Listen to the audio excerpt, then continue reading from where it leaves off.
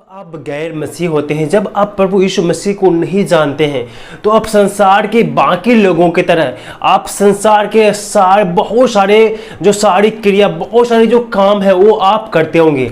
जैसे में आप झूठ बोलना, झगड़ा करना, गाली देना, गलत चीज़ों का सेवन करना, नशीली पदार्थों को सेवन करना, बहुत सारे जो गलत काम होते हैं जो आप पहले कर रहे होते हैं। लेकिन जब आप प्रभु यीशु मसीह का वचन को आपने सुना और आपके वचन सुनने के बाद आपका मन बदला, आपका हृदय बदला और आपने बपतिस्मा लेकर के प्रभु यीशु मसीह को अपने जीवन का उद्धारकर्ता के रूप में आपने ग्रहण कर लिया।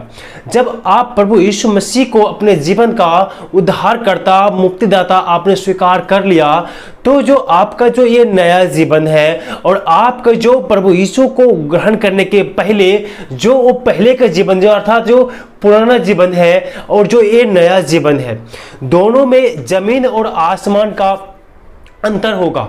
क्योंकि पुराने जीवन में आप बहुत सारी जो गलत काम भी होगा जो आप करते होंगे, लेकिन वचन कहता है जो मसीही में है वह नई सृष्टि है, पुरानी बातें बीत गए।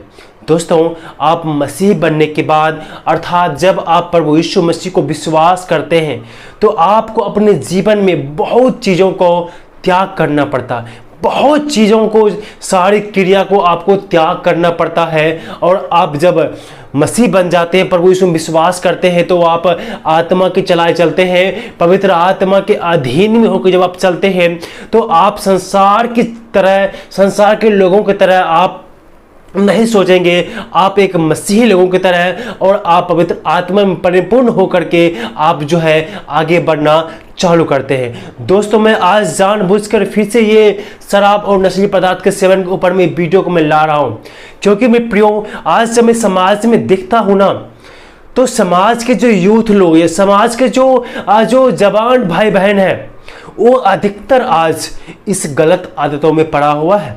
अपने साथ साथ अपने फ्यूचर को खराब तो कर रहा है, लेकिन वो अपना वर्तमान भी आज वो खराब कर रहा है, वो खराब जीवन जी रहा है। क्योंकि आज से बहुत सारे जवान लोग, चाहे मसीह हो या गैर मसीह, आज बहुत सारे जवान मसीह भाई बहन भी है और गैर मसीह भाई बहन तो बहुत अनगिनत है। तो वो सारे लोग क्या करते हैं, नशीली पदार्थों का सेवन करते हैं, बहुत हद तक, बहुत ग्रामीण क्षेत्र में और शहरी क्षेत्र में दोनों जगह पर देखा गया है कि नशीली पदार्थ का सेवन करता है। चाहे गुटखा खाते होंगे या सिगरेट पीते होंगे या शराब पीते होंगे या ड्रग्स लेते होंगे। मेरी तरफ में जो लोग हैं ना, मैं प्रियो, ज़्यादातर ड्रग्स लेते हैं और गांजा, दारू, शिखर, बीड़ी, सिगरेट, ये सब कुछ का सेवन करते हैं। लाख मना करने के बाद भी वो नहीं रुकते हैं, छुप करके जा करके उसका सेवन करते हैं। इसीलिए मैं इस विषय पर फिर से आपको मैं आगाह करने के लिए आया हूं कि किस प्रकार से आपको एक सच्चा मसीह जीवन को जीना है। अगर जो आप सच्चा, जैसे आज मैं आपको बतलाने वाला हूं, अगर जो आप ऐसा जीवन नहीं जीते हैं, निश्चय ही आपका वर्तमान, भूत, भविष्य सब खतरे में पड़ जाएगा। अगर जो आपका वर्तमान खतरे में है, आपका भविष्य भी खतरे में पड़ेगा। इसीलिए आज के वीडियो शुरू से अंत तक आप जरूर देखें, ताकि आप अच्छे से इस विषय को, इस बातों को समझ सकेंगे। अगर जो आप बीच में इस वीडियो को छोड़ देंगे तो आप अच्छी तरीक़ा से जो मैं मैसेज आपको देना चाहता हूं उसे आप ग्रहण नहीं कर पाएंगे और आप जो है पूरी बातों को नहीं जान पाएंगे। इसीलिए मैं आपसे आग्रह करता हूं कि आप इस पूरा संदेश को जरूर सुने, और जब इस संदेश आपको अच्छा लगेगा तो अपने दोस्तों में, रिश्तेदारों में और जो लोग इन चीज़ों का सेवन करता है उसे आप इस वीडियो को फॉरवर्ड जरूर करें, ताकि उसका जीवन बदले और उसका जीवन जो है गलत चीज़ों को छोड़ करके अच्छी चीज़ों की तरफ में आ सके। दोस्तों, शैतान का ना ये बहुत बड़ा हाथ है, बहुत बड़ा चाल है कि आजकल के जो जवान लोगों को, जवान मसीह भाई बहन को, जवान लोगों को वो क्या करता है, गलत आदत में डालता है, उसको गलत शराब पीने के लिए उसके मन में से विचार डालता है, और वो लोग आज सेवन भी कर रहे हैं। उसी के ऊपर में आज मैं इस वीडियो को ला रहा हूँ। सबसे पहले मैं वचन पढ़ना चाहता हूँ जो इफिसियों 5:18 में लिखा हुआ है, या इस प्रकार से, दाखरस से मत वाले न बनो, क्योंकि इससे लुचपन होता है, परंतु पर पवित्र आत्मा से परिपूर्ण होते जाओ। मेरे प्रियो, दाखरस शराब के बारे में बाइबल में शराब को दाखरस कहा गया है, और इस वचन कहता है शराब से अर्थात दाखरस से मत वाले मत बनो।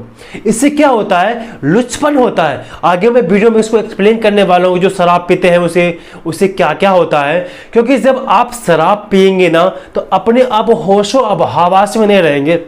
आप लुच्चा का मतलब आप समझ चुके होंगे कि गंदा कमेंट करने वाला। और जब आप शराब का सेवन करते हैं तो आप अपने होश में नहीं रहते हैं, बक बक बक बक कुछ भी आप बोलते रहेंगे, गंदा गंदा आप कमेंट्स भी लड़कियों के ऊपर में, महिलाओं के ऊपर में, किसी के ऊपर में आप गंदा गंदा कमेंट्स करने लगते हैं। आप अपने होश में नहीं रहते, अपना होश खो देते हैं। आपके अंदर जो है लुचपन आ जाता है, और आप जो है गलत आदतों, आपका जो व्यवहार है वो खराब हो जाता है।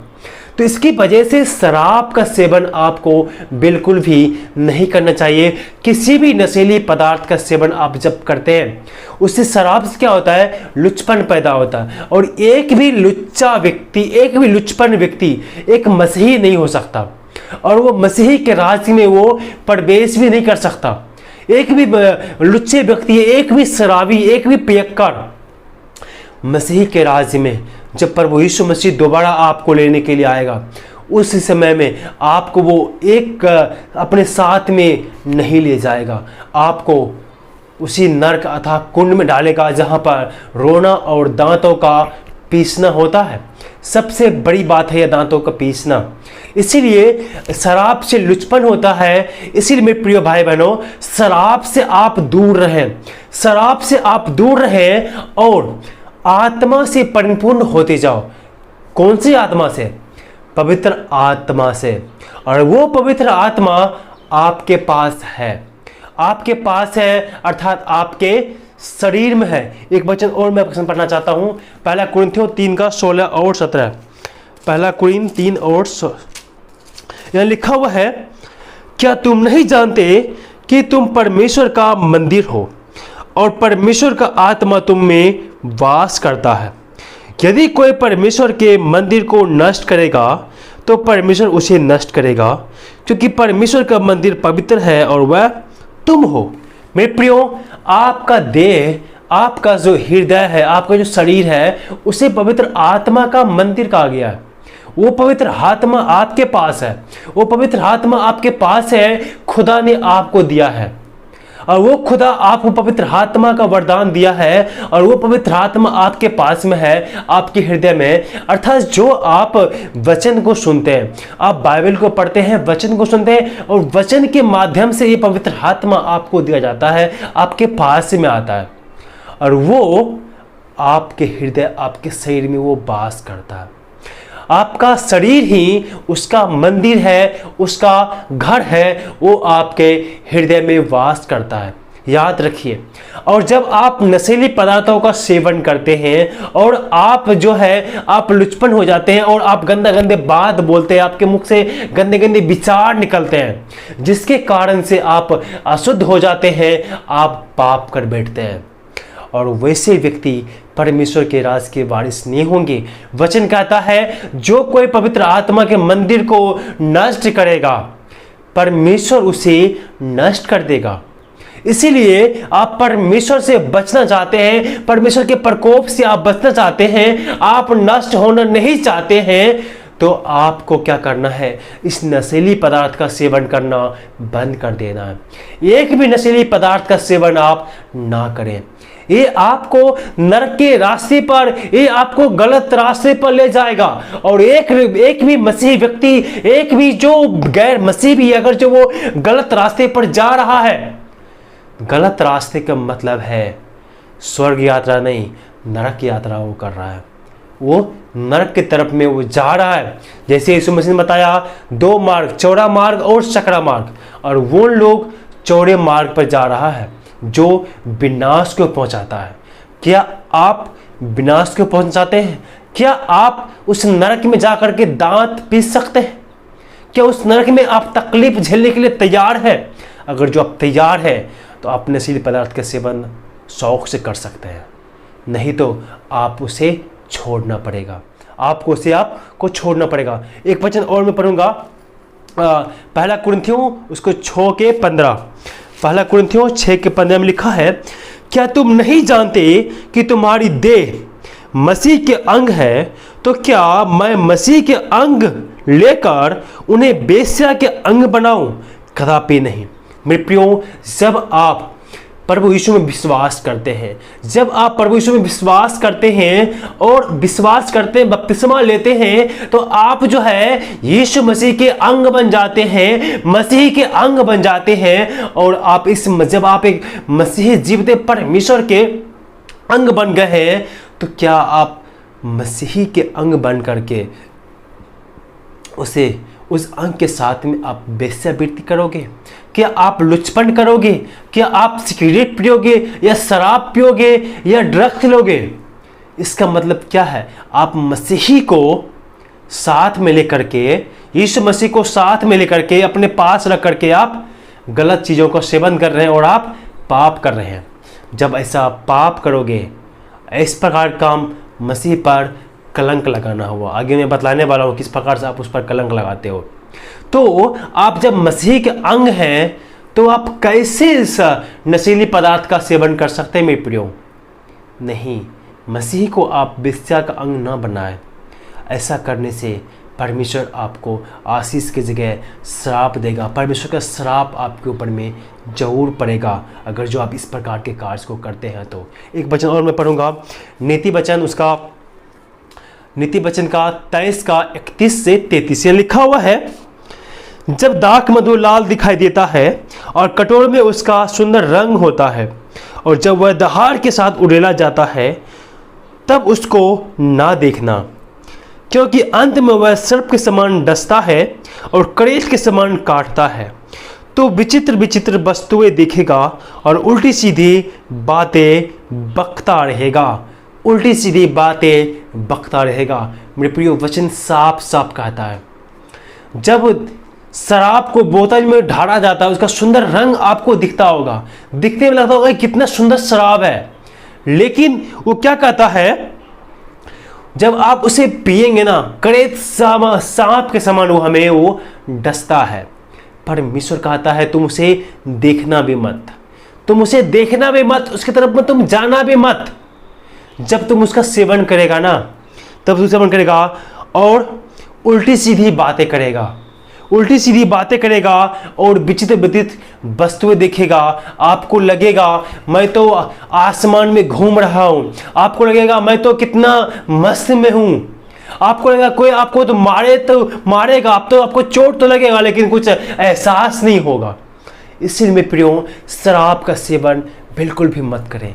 उस क्रेत से भी ज्यादा खतरनाक है ये शराब जिसका आप सेवन करते हैं, जो आप नशीले पदार्थ का सेवन करते हैं। इसीलिए मेरे प्रियो, उसे आप बिल्कुल भी सेवन ना करें। वचन कहता है तुम परमेश्वर का मंदिर हो और वो मंदिर पवित्र है और तुम हो। आप परमेश्वर का मंदिर हैं और वो आपको पवित्र देखना चाहता है, उस मंदिर को वो पवित्र करना चाहता है। एक वचन और मैं पढ़ूंगा, इब्रानियों को 6 अध्याय 4 से लेकर के 6 तक। यहाँ लिखा हुआ है, क्योंकि जिन्होंने एक बार ज्योति पाई है और जो स्वर्गीय वरदान का स्वाद चख चुके हैं और पवित्र आत्मा के भागी हो गए हैं और परमेश्वर के उत्तम वचन का और आने वाले युग की सामर्थ का स्वाद चख चुके हैं, यदि वह भटक जाए तो उन्हें मन फिराव के लिए फिर नया बनना अनहोना है, क्योंकि वे परमेश्वर के पुत्र को अपने लिए फिर क्रूस पर चढ़ाते हैं और प्रकट में उस पर कलंक लगाते